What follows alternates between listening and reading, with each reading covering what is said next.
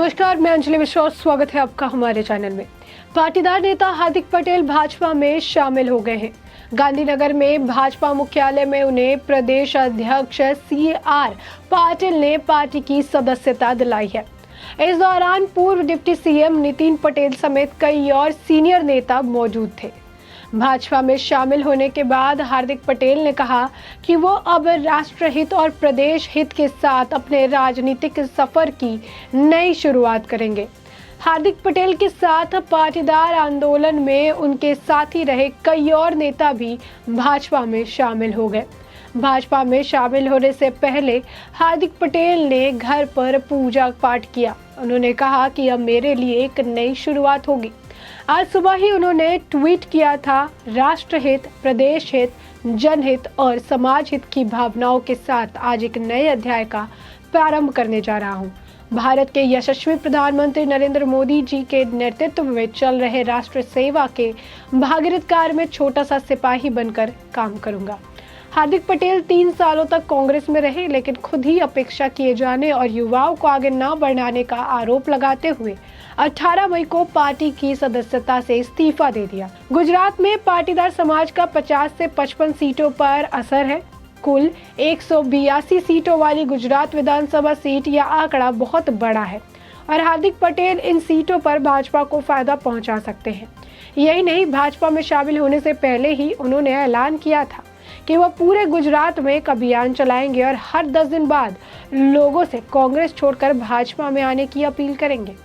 2015 में पाटीदार आरक्षण आंदोलन से चर्चित हुए हार्दिक पटेल युवाओं के बीच भी पकड़ रखने वाले शख्स माने जाते हैं। यही वजह है कि कांग्रेस ने उनके पार्टी में आते ही उन्हें प्रदेश का कार्यकारी अध्यक्ष नियुक्त कर दिया था। हार्दिक पटेल ने कहा कि उन्होंने पद के लालच में किसी के आगे कभी कोई मांग नहीं रखी।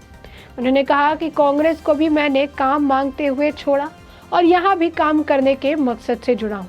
हार्दिक ने कहा कि आज तक मैंने पद के लालच में कहीं भी किसी भी प्रकार की मांग नहीं रखी। राष्ट्रहित, प्रदेश हित, जनहित एवं समाज हित के इस भगीरथ कार्य में आगे बढ़ने के लिए आज से यशस्वी प्रधानमंत्री नरेंद्र भाई मोदी जी के नेतृत्व में जो राष्ट्र सेवा का काम चल रहा है, उसमें छोटा सा सिपाही बनकर काम करने के लिए आज से एक नए अध्याय की शुरुआत कर रहा हूँ। बहुत जल्द हर 10 दिन में एक इवेंट तैयार करेंगे जिसमें कांग्रेस पार्टी से जो नाराज़ विधायक है, जिला पंचायत या तहसील पंचायत के सदस्य है, निगम नगर निगम के जो सदस्य है, उनको जोड़ेंगे। और मुझे भरोसा है कि जिस जनता को सेवा के इस भगीरथ कार्य में जहां कांग्रेस पार्टी किसी भी प्रकार का काम करना नहीं चाहती, वहां पर मैं आपके माध्यम से गुजरात के उन सभी दूसरे दल के नेताओं से आह्वान करता हूं कि आइए सब साथ मिलकर हमारे गुजरात के व्यक्ति जब देश के प्रधानमंत्री के रूप में इस राष्ट्र की सेवा में अपना कार्य अविरत आगे चला रहे हैं, तो उसमें हम लोगों को जुड़ना चाहिए। और मेरा यही मानना है कि सरदार वल्लभ भाई पटेल गुजरात का अभिमान थे, मोरारजी भाई देसाई गुजरात का स्वाभिमान थे और नरेंद्र भाई सिर्फ गुजरात का नहीं लेकिन संपूर्ण विश्व का गौरव है। तो ऐसे समय में इस गौरव के साथ जुड़ना चाहिए। कांग्रेस को भी मैंने एक काम मांगते हुए छोड़ा और भाजपा में भी मैं काम करने की परिभाषा के साथ जुड़ रहा हूँ। स्थान की चिंता कमजोर लोग करते हैं, मजबूत लोग कभी भी स्थान की चिंता नहीं करते हैं। गौरतलब है कि हार्दिक पटेल ने 18 मई को गुजरात कांग्रेस के कार्यकारी अध्यक्ष के साथ साथ प्राथमिक सदस्य के रूप में इस्तीफा दिया था। कांग्रेस छोड़ते वक्त हार्दिक ने कहा था कि मुझे विश्वास है कि मेरे इस निर्णय का स्वागत मेरा हर साथी और गुजरात की जनता करेगी। मैं मानता हूँ मेरे इस कदम के बाद मैं भविष्य में गुजरात के लिए सच में सकारात्मक रूप से कार्य कर पाऊंगा। यही नहीं, बीजेपी में शामिल होने से पहले हार्दिक पटेल ने अपनी योजना जाहिर कर दी। पटेल ने संकेत दिए कि वह नाखुश कांग्रेस नेताओं को बीजेपी में लाने पर ध्यान देंगे। कांग्रेस से लंबे समय तक चल रही नाराजगी के बाद उन्होंने सदस्यता से इस्तीफा दे दिया था।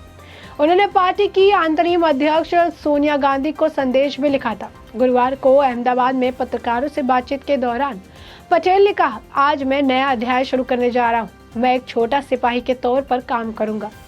हर 10 दिनों में एक कार्यक्रम करेंगे जिसमें विधायक समेत कांग्रेस के नाखुश लोगों को भाजपा में शामिल होने के लिए कहेंगे।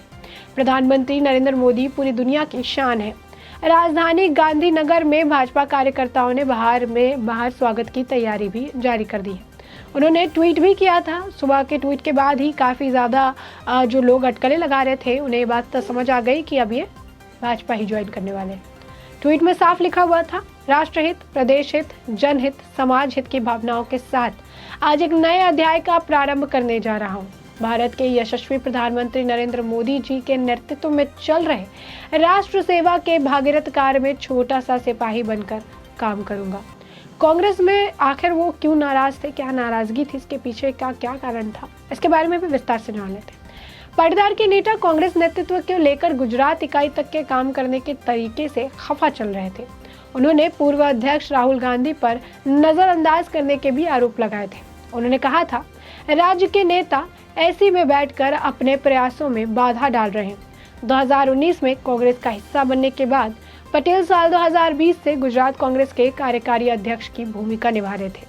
यही नहीं, हाल ही में हार्दिक ने कहा कि गुजरात कांग्रेस के नेता गुजरात के वास्तविक मुद्दों को उठाने के लिए बहुत कम परेशान हुए, लेकिन यह सुनिश्चित करने का अधिक ध्यान केंद्रित करते रहे कि गुजरात में दिल्ली से आने वाले नेताओं को समय पर चिकन सैंडविच मिले। उन्होंने आरोप लगाया कि गुजरात कांग्रेस के नेताओं ने एसी कक्षों में बैठकर अपने राजनीतिक प्रयास को बाधित करने की कोशिश की। पटेल 2019 में कांग्रेस में शामिल हुए थे। इस महीने की शुरुआत में पार्टी छोड़ते हुए राहुल गांधी पर निशाना साधा था। उन्होंने इससे पहले भाजपा में शामिल होने की किसी भी योजना से, किसी भी जो अटकलें से उससे इनकार किया था, लेकिन हर मंच पर पार्टी और उनके नेतृत्व की प्रशंसा की थी। इससे पहले भी हार्दिक पटेल ने ट्वीट किया था कि मैंने पहले भी कहा था, कांग्रेस पार्टी लोगों की भावनाओं को आहत करने के लिए काम करती है, हमेशा हिंदू धर्म की आस्था को नुकसान पहुंचाने की कोशिश करती है। बता दें कि एक पूर्व जो है केंद्रीय मंत्री और गुजरात कांग्रेस के नेता थे, जिन्हें उन्होंने राम मंदिर की ईंटों को लेकर, वहां पर जो है पूरे राम मंदिर को लेकर काफी ज्यादा आपत्तिजनक बयान दिया था। इतना ज्यादा आपत्तिजनक बयान है कि हम आपको पढ़ के सुना भी नहीं सकते हैं। और उसी बयान पर हार्दिक ने कहा था कि मैं कांग्रेस और उनके नेताओं से पूछना चाहता हूँ कि भगवान श्री राम से आपकी क्या दुश्मनी है, हिंदुओं से इतनी नफरत क्यों है? सदियों बाद अयोध्या में भगवान श्री राम का मंदिर बन रहा है, फिर भी कांग्रेस के नेता भगवान राम के खिलाफ बयान देते रहते हैं। तो साफ तौर पर आप देख सकते हैं, हार्दिक पटेल के हमेशा से एक शिकायत जो है कांग्रेस से रही, जिसके बाद कांग्रेस उन्होंने छोड़ दिया और अब भाजपा में वो शामिल हो चुके हैं। भाजपा में शामिल होते ही प्रधानमंत्री नरेंद्र मोदी की जमकर तारीफ की और साथ ही प्रधानमंत्री नरेंद्र मोदी के नेतृत्व में आगे काम करने की जो बात है वो उन्होंने कही है। अब इसके बाद जैसे ही उन्होंने भाजपा ज्वाइन किया है, उसके बाद से लगातार जो है बधाइयों का तांता लग चुका है, उन्हें लोग कॉन्ग्रेचुलेट कर रहे हैं। पहले भी जो है अटकल लगाई जा रही थी कि वो जल्द जो है भाजपा में शामिल होंगे, लेकिन उन्होंने इस अटकलों को विराम लगा दिया था, ये कहते हुए कि नहीं, ऐसा कुछ भी नहीं है। लेकिन हर मंच पर प्रधानमंत्री नरेंद्र मोदी और भाजपा के कई अलग अलग नेताओं की तारीफ करते वो नजर आए थे, जिसके बाद ये कहीं ना कहीं एक मजबूती से लोगों का ये मानना था कि पाटीदार नेता हार्दिक पटेल कहीं और नहीं बल्कि भाजपा को ही आने वाले वक्त में जो है ज्वाइन करने वाले हैं। बता दें कि जब उन्होंने कांग्रेस छोड़ा था तो उनका एक और बयान था जिसमें उन्होंने ये कहा था कि गुजरात में एक तरफा जो है चुनाव होने वाला है, क्योंकि गुजरात में एक तरफा एक पार्टी जीतने वाली है। उस वक्त भी ये कहा जा रहा था कि जिस तरीके से वो इतने कॉन्फिडेंट है कि गुजरात में एक बार फिर से भाजपा आएगी, इससे भी अटकलें थी कि हो सकता है कि इनका रुझान भाजपा की तरफ ज्यादा है। और इन सभी अटकलों पर आज विराम लग गया है, भाजपा इन्होंने ज्वाइन कर दिया है, अटकलें सही साबित हुई और अब भाजपा के साथ आगे जो है प्रधानमंत्री नरेंद्र मोदी के नेतृत्व में काम करने की बात कहते हुए नजर आए हार्दिक पटेल। तो उन्होंने गांधीनगर में जो भाजपा मुख्यालय है उसमें उन्होंने प्रदेश अध्यक्ष CR पाटिल ने पार्टी की सदस्यता दिलाई और इस दौरान पूर्व डिप्टी CM नितिन पटेल के समेत कई सीनियर नेता मौके पर मौजूद रहे और इस दौरान उन्हें भाजपा की सदस्यता दिलाई गई। भाजपा में शामिल होने के बाद हार्दिक पटेल ने कहा कि अब वो राष्ट्र हित और प्रदेश हित के साथ अपने राजनीतिक सफर की नई शुरुआत कर रहे हैं। हार्दिक पटेल के साथ पाटीदार आंदोलन में उनके साथ ही रहे कई और नेता भी भाजपा में आज शामिल हो गए। कांग्रेस को बड़ा झटका, पहला झटका तब लगा जब उन्होंने कांग्रेस को छोड़ा और दूसरा झटका तब लगा है जब उन्होंने भाजपा को ज्वाइन किया है। और उन्होंने ये भी कहा है कि जो कांग्रेस के नेता नाखुश है कांग्रेस से, वो उन्हें भाजपा में लाने का पूरा प्रयास करते नजर आएंगे। यानी कहीं ना कहीं गुजरात से कहीं जो कांग्रेस का सफाया है वो खुद कांग्रेस के पूर्व जो है पार्टी के नेता रह चुके हार्दिक पटेल जो है वो कहते नजर आ रहे हैं कि कहीं ना कहीं कांग्रेस से जितने नाखुश है खासकर पूरे गुजरात के अंदर, उसे अब भाजपा में शामिल करने का काम भी हार्दिक पटेल करते नजर आएंगे। भाजपा में शामिल होने से पहले हार्दिक पटेल ने घर पर पूजा पाठ भी किया था और गौ पूजा किया था। उन्होंने गौ पूजन करने के बाद उन्होंने ये भी कहा था कि एक नई शुरुआत होगी। उन्होंने सुबह सुबह उठते ही एक ट्वीट भी डाला था जिसके बाद लोगों को समझ आ गया कि वो भाजपा ज्वाइन करने वाले हैं। ट्वीट में लिखा था, राष्ट्रहित, प्रदेश हित, जनहित और समाज हित की भावनाओं के साथ आज मेरे नए अध्याय का प्रारंभ करने जा रहा हूँ।